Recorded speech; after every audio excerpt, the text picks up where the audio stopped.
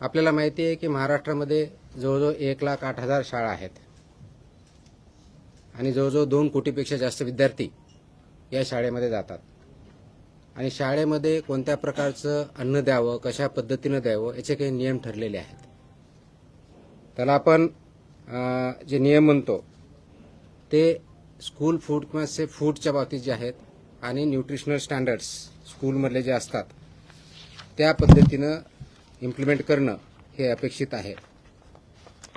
तर हे जे रूल्स आहेत हे 2020 मध्ये हे रूल्स आले. त्याला आपण म्हणतो safe food balance diets and balance diet for children in school regulation 2020. हे 2020 मध्ये आले आणि 2021 पासून याचं इम्प्लिमेंटेशन सुरू झालेलं आहे. तसं असतानाही बऱ्याच बाबतीत त्याच्यामध्ये काही कन्फ्युजन आहे, क्लॅरिटी काही लोकांना नाही आहे. विशेषवरून कोणत्या विभागानं कोणतं काम करायचं याची जबाबदारी कोणत्या विभागाची आहे, मुख्याध्यापकांनी काय करायचं, पेरेंट्सनी काय करायचं, तिथल्या फूड बिझनेस ऑपरेटरनी काय करायचं, एफडीएनी काय करायचं याच्याबद्दलही क्लॅरिटी बऱ्याच अंशी नाही आहे. आणि म्हणून काल आपण याच्याबद्दलची safe food for every school child in Maharashtra state wise compliance order dated 27 जुलै 2026 रोजी आपण इश्यू केलेले आहेत आणि त्याचं इम्प्लिमेंटेशन इथून पुढे खूप मोठ्या प्रमाणावर स्ट्रिक्टली होईल. त्याचा परिणाम महाराष्ट्रामधल्या जवळजवळ प्रत्येक कुटुंबावरती आणि कुटुंबामधल्या मुलावरती होणार आहे. कारण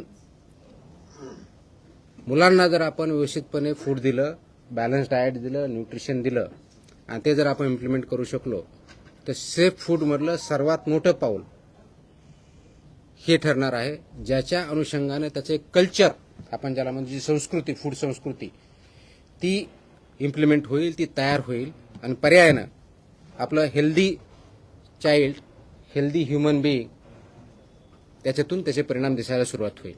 आणि म्हणून त्या अनुषंगाने आपण ही काल ऑर्डर काढलेले आहेत आणि ऑर्डर इम्प्लिमेंटेशन आपण पुढच्या काळामध्ये करणार आहोत.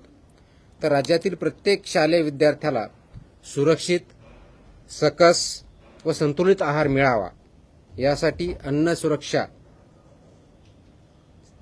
या अनुषंगाने राज्यव्यापी अनुपालन आदेश आपण इश्यू केलेले आहेत. याच्यातले ठळक वैशिष्ट्य असं आहे की महाराष्ट्रातल्या सर्व शासकीय, निमशासकीय, अनुदानित, खाजगी, निवासी, नॉन रेसिडेन्शियल आणि सर्व मंडळ, मग ते एसएससी असेल, सीबीएसई असेल, आयसीएसई असेल, आयजीसीएसई असेल, आयबी असेल, कोणत्याही बोर्डची शाळा जरी असेल त्या सर्वांना हे लागू आहे. एडेड असेल, अनएडेड असेल, प्रायव्हेट असेल, गव्हर्नमेंट असेल, हे कोणतंही डिस्टिंक्शन याच्यामध्ये नाही. सर्व शाळांना हे लागू आहे. ह्या शाळांमधील कॅन्टीन, टकशॉप, मध्यान्ह भोजन केंद्र ज्याला मिड डे मील स्कीम आपण इम्प्लिमेंट करतो ते, वसतिगृहातले स्वयंपाकगृह आणि सर्व अन्न पुरवठादार जे आहेत वैद्य यांचा परवाना आणि नोंदणी अनिवार्य आहे. म्हणजे काय, शाळेमध्ये जे कॅन्टीन असेल किंवा जे मिड डे मील स्कूलमध्ये जे प्रोव्हाइड करतात ते असतील किंवा अंगणवाडीमध्ये जे कॉन्ट्रॅक्टर असतील यांना हे फक्त फसाई लायसन्स असणारेच असू शकतात. जर नसतील तर त्यांना लायसन्सवालेच अपॉइंट करावे लागतील. विदाऊट लायसन्स होल्डर यांना आपल्या स्कूलमध्ये किंवा कॅन्टीनमध्ये किंवा अंगणवाडीमध्ये फूड सर्व्ह करू शकत नाहीत, हा त्याचा अर्थ आहे. त्या अनुषंगाने त्यांना सर्वांना लागू आहे. त्याचप्रमाणे शाळेच्या आवारात आणि शाळेच्या आउटस्कर्ट म्हणजे भिंतीपासून ज्याला आउटर साइड ज्याला म्हणतो त्यापासून 50 मीटरपर्यंत ज्याला HFSS अन्नपदार्थ म्हणतो त्याची विक्री, जाहिरात, विपणन व मोफत वितरणास प्रतिबंध घातलेला आहे. I repeat, and this is very important issue.